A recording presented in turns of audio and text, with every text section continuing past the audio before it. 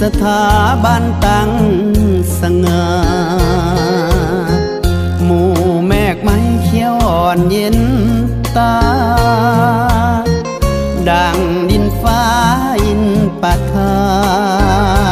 นยามตาวันทอดแส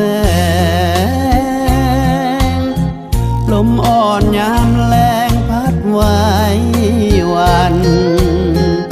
หมู่นกน้อยเฮียกหากันบินกับพันขึ้นสู่หางเอาปรึกษาเป็นกำแพงกลางกันเอาแผ่นฟ้านั้นเป็นม่านบังเอาเสียงแมงไม้เป็นดนตรี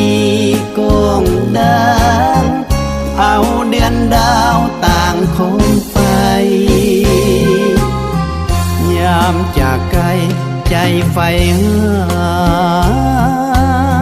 อยากกลับคืนมาอีกครั้งใหม่คิดถึงดงโดกแดนไทยยามห่างไกลใจอาวร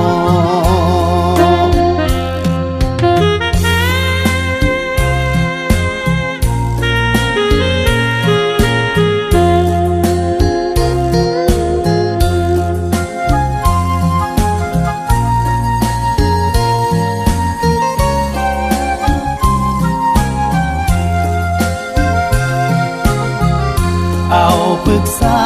เป็นกำแพงกลางกันเอาแผ่นฟ้านั้นเป็นม่านบังเอาเสียงแมงไม้เป็นดนตรีโกงดังเอาเดือนดาวต่างโคมไฟยามจากไกลใจไฟหาอยากกลับคืนมาอีกครั้งใหม่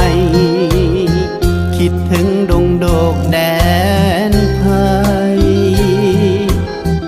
ยามห่างไกลใจอาวร